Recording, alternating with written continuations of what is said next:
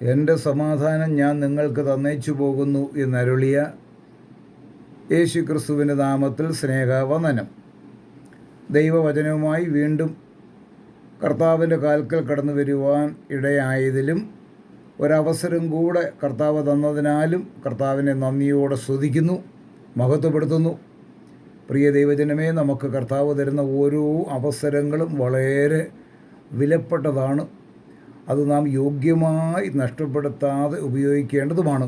കാരണം നമ്മുടെ ജീവിതം വളരെ ചുരുങ്ങിയ ഒരു കാലയളവ് മാത്രമേ ഉള്ളൂ. ഈ കാലയളവിൽ കർത്താവിനെ പ്രസാദിപ്പിക്കുവാനും കർത്താവിൻ്റെ കാൽച്ചുവടുകളെ പിൻപറ്റുവാനും നമുക്ക് അവസരമുണ്ട്. ഈ അവസരം നമ്മൾ വിനിയോഗിക്കാതെ പോയാൽ പിന്നീട് ഭാവിയിൽ നാം ഖേദിക്കേണ്ടി വരും.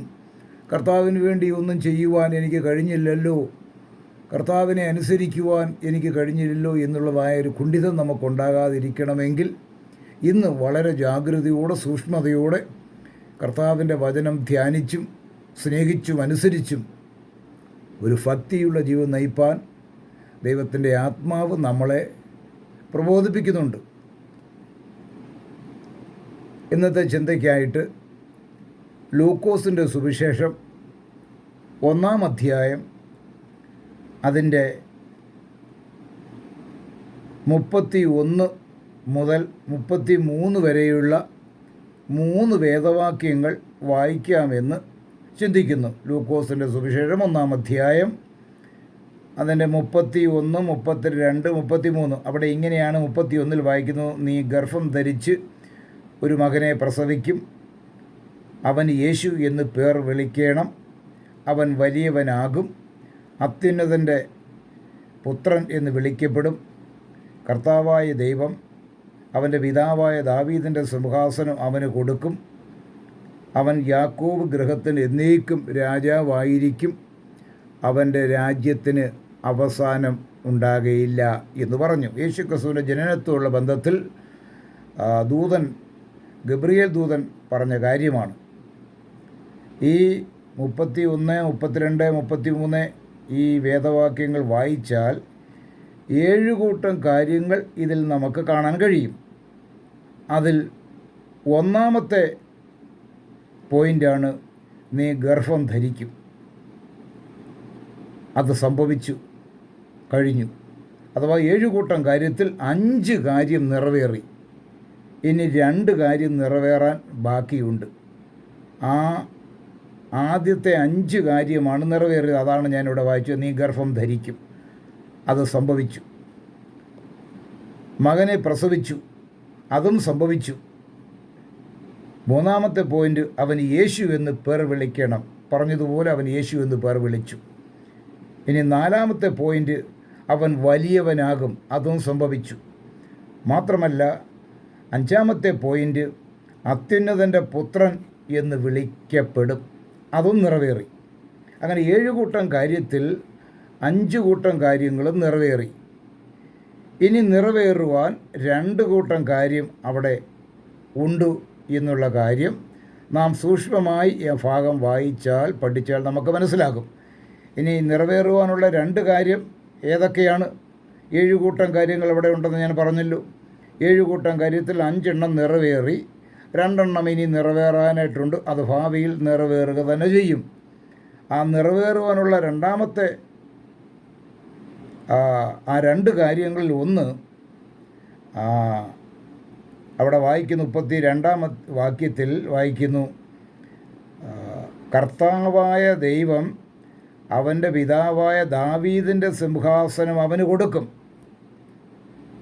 ഇത് പ്രിയമുള്ളവരെ നാം ശ്രദ്ധിച്ചു പഠിച്ചാൽ നിറവേറിയിട്ടില്ല. ദാവീദിൻ്റെ ഗോത്രത്തിൽ നിന്നാണല്ലോ നമ്മുടെ കർത്താവായ യേശു ജനിച്ചത്. യഹൂദ ഗോത്രത്തിൽ നിന്ന് തന്നെ. ദാവീദ് യഹൂദ ഗോത്രമായിരുന്നല്ലോ. അതേ ഗോത്രത്തിൽ നിന്നും കുലത്തിൽ നിന്നുമാണല്ലോ നമ്മുടെ കർത്താവായ യേശു ജനിച്ചത്. അങ്ങനെ ഇവിടെ പറയുന്നു, ദാവീദിൻ്റെ സിംഹാസനം അവന് കൊടുക്കും. ആ സിംഹാസനത്തിൽ അവൻ രാജാവായിട്ട് ഇരിക്കുമെന്നാണ്. പക്ഷേ നമ്മുടെ കർത്താവ് ഇതുവരെയും രാജാവായിട്ട് ഇരുന്നിട്ടില്ല. ഭാവിയിൽ ആ സിംഹാസനം നമ്മുടെ കർത്താവിന് ലഭിക്കും എന്നും അതിലിരിക്കുമെന്നും സൂക്ഷ്മമായി ഈ ഭാഗം വായിച്ച് പഠിച്ചാൽ നമുക്ക് മനസ്സിലാക്കും. അങ്ങനെയെങ്കിൽ അത് ഭാവിയിൽ നിറവേറേണ്ടതാണ്. അവൻ്റെ സിംഹാസനം അവന് കൊടുക്കും. അത് ഭാവിയിൽ നിറവേറണം.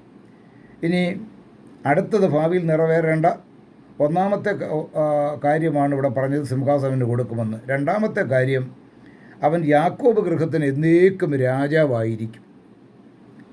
പ്രിയമുള്ളവരെ, നമ്മൾ അറിഞ്ഞിരിക്കണം, യഹൂദന്മാർ നമ്മുടെ കർത്താവിനെ തള്ളിക്കളയാനുള്ള പ്രഥമമായ ഒരു കാരണം, നമ്മുടെ കർത്താവായ യേശു ലോകത്തിൽ ജനിച്ചു. നമ്മുടെ കർത്താവ് രാജാവായിട്ട് അല്ല വന്നത്. സിംഹാസനമോ കയ്യിൽ അതേ ചെങ്കോലോ കിരീടമോ ഒന്നുമില്ലായിരുന്നു. അതുകൊണ്ട് അത് യേശുവിനെ അവർക്ക് അംഗീകരിക്കുവാൻ കഴിഞ്ഞില്ല. ദീർഘവർഷങ്ങളായി റോമൻ ആധിപത്യത്തിൽ കഴിയുന്ന യഹൂദ ജനത്തിന് ഒരു വിടുതൽ ലഭിക്കുമെന്ന് അവരാഗ്രഹിച്ചു. എന്നാൽ ആഗ്രഹിച്ചതുപോലെ കർത്താവ് വന്ന് റോമൻ ആധിപത്യത്തെ തകർത്തുകൊണ്ട് അവർക്കൊരു വിടുതൽ ലഭിച്ചതായി നമുക്ക് കാണുന്നില്ല. അതുകൊണ്ട് അവർ അവനെ നിഷേധിച്ചു, അംഗീകരിച്ചില്ല. എന്നാൽ ഭാവിയിൽ നമ്മുടെ കർത്താവ് ദാവീദിൻ്റെ സിംഹാസനം ഇരിക്കുമെന്നും യാക്കോബ് ഗൃഹത്തിന് എന്നേക്കും രാജാവായിരിക്കുമെന്നും ഈ ഭാഗത്ത് വായിക്കുന്നുണ്ട്. അങ്ങനെയെങ്കിൽ ഈ 7 കൂട്ടം കാര്യത്തിൽ 5 കാര്യം നിറവേറി. ഇനി 2 കാര്യം നിറവേറേണ്ടതായിട്ടുണ്ട്. അത് ഭാവിയിൽ നടക്കും. അത് നമുക്ക് യെശയ്യാ പ്രവചനം 32-ാം അധ്യായം ഒന്ന് വായിച്ചു നോക്കിയാൽ നമുക്കവിടെ കാണാൻ കഴിയും. യെശയ്യാ പ്രവചനം 32-ാം അധ്യായം അതിൻ്റെ 1-ാം വാക്യത്തിൽ ഇങ്ങനെ വായിക്കുന്നു: ഒരു രാജാവ് നീതിയോടെ വാഴും. ഇത് ഭാവി പ്രവചനമാണ്. യെശയ്യാ പ്രവാചകൻ പറയുകയാണ്, ഒരു രാജാവ്, അനേക രാജാവല്ല, ഒരു രാജാവ്. അതെ, നമ്മൾ സുവിശേഷം വായിക്കുന്ന യഹൂദന്മാരുടെ രാജാവായി പിറന്നവൻ എവിടെ എന്ന് ചോദിച്ചപ്പോൾ അവൻ രാജാവായിട്ടല്ല അവൻ വന്നത്. എന്നാൽ ഇവിടെ വായിക്കുന്ന ഒരു രാജാവ് നീതിയോടെ വാഴും. അത് മറ്റാരുമല്ല, നമ്മുടെ കർത്താവായ യേശു ക്രിസ്തു രാജാവായിട്ട് വാഴുമെന്ന് തന്നെ അസന്നിഗ്ധമായി പ്രഖ്യാപിച്ചിരിക്കുന്നു. എപ്പോഴാണ് അവൻ രാജാവായിട്ടിരിക്കുന്നത്? സഹസ്രാബ്ദ വാഴ്ചയിൽ നമ്മുടെ കർത്താവായ യേശു യെരുശലേം തലസ്ഥാനമാക്കിക്കൊണ്ട് അക്ഷരീയമായി തന്നെ രാജാവായിട്ട് വാഴും. ദാവീദിൻ്റെ സിംഹാസനത്തിൽ അവൻ അരുളും എന്ന് തന്നെയാണ് പറഞ്ഞിരിക്കുന്നത്. ഇന്ന് നാം ആയിരിക്കുന്ന ഈ കൃപായുഗവും കഴിഞ്ഞ് മഹാപീഡന യുഗവും കഴിഞ്ഞ് സഹസ്രാബ്ദത്തിൽ നമ്മുടെ കർത്താവ് വാഴും. അപ്പോൾ ഈ 2 കാര്യങ്ങൾ നിറവേറും. അവൻ രാജാവായിട്ട് വാഴും. അവൻ ഇസ്രായേൽ ഗൃഹത്തിന് എന്നേക്കും രാജാവായിരിക്കും. അന്ന് നീതിയുള്ള ഒരു ഭരണമായിരിക്കും. ഇന്ന് നീതിയോ ന്യായമോ ഇല്ലാത്തൊരു ഭരണമാണ്. അന്ന് നമ്മുടെ കർത്താവായ യേശു യെരുശലേം തലസ്ഥാനമാക്കിക്കൊണ്ട് 1000 വർഷം വാഴുമെന്ന് വെളിപ്പാട് പുസ്തകത്തിലും വായിക്കുന്നുണ്ട്. ഇവിടെ യെശയ്യാ പറഞ്ഞിരിക്കുന്നത്, ഒരു രാജാവ് നീതിയോടെ വാഴും. ഒരു രാജാവ് വാഴുമെന്നല്ല പ്രിയ ദൈവജനമേ പറഞ്ഞിരിക്കുന്നത്. ഒരു രാജാവ് എങ്ങനെ വാഴുമെന്ന് അവിടെ പറഞ്ഞിട്ടുണ്ട്. ഒരു രാജാവ് നീതിയോടെ വാഴും. നീതിയില്ലാത്ത ലോകത്ത് നീതിക്ക് വേണ്ടി സമൂഹം നിലവിളിക്കുമ്പോൾ അന്ന് നമ്മുടെ കർത്താവ് നീതിയോടെ വാഴും. അത് മറ്റാരുമല്ല, നമ്മുടെ കർത്താവ് തന്നെ നീതിയോടെ വാഴും എന്നുള്ള കാര്യമാണ് ഇവിടെ യെശയ്യാ പ്രവചനം പറഞ്ഞിരിക്കുന്നത്. അന്ന് വീണ്ടെടുക്കപ്പെട്ടവർ, വിടുവിക്കപ്പെട്ടവർ കർത്താവിനോടുകൂടെ വാഴും. അന്ന് യെരമ്യാ പ്രവചനം പറഞ്ഞതിൽ മുഖപക്ഷമില്ല, അന്യായമില്ല, കൈക്കൂലിയില്ല, യാതൊന്നുമില്ല. മാത്രമല്ല, നമ്മുടെ കർത്താവ് യേശു ക്രിസ്തു നേരിട്ട് ഭരണം നടത്തുന്നത് കൊണ്ട് യാതൊരു അന്യായമോ അനീതിയോ യാതൊന്നും അന്ന് ഭൂമിയിൽ ഉണ്ടായിരിക്കുകയില്ല. നമ്മുടെ കർത്താവ് യേശു നേരിട്ട് ഭരണം നടത്തുന്ന ഒരു സമയം തന്നെയാണ്. അത് നീണ്ട 1000 വർഷമാണെന്നും വെളിപ്പാട് പുസ്തകത്തിലും പറഞ്ഞിട്ടുണ്ട്. നോക്കണം, പ്രവാചകൻ പറഞ്ഞത് അതെ, 7 കൂട്ടം കാര്യത്തിൽ 5 കൂട്ടം കാര്യവും നിറവേറി. ഇനി ഭാവിയിൽ 2 കൂട്ടം കാര്യങ്ങൾ നിറവേറേണ്ടതായിട്ടുണ്ട്. അന്ന് നമ്മുടെ കർത്താവ് യെരുശലേമിൽ രാജാവായിട്ട് വാഴും.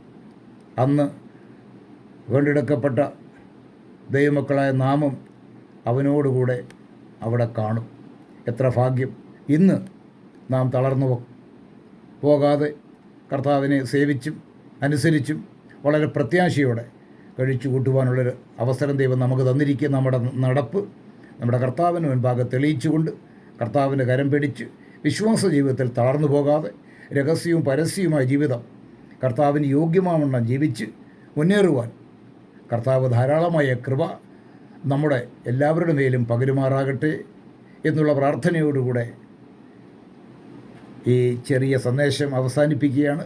കർത്താവ് ധാരാളമായിട്ട് നമ്മെ അനുഗ്രഹിക്കുമാറാകട്ടെ.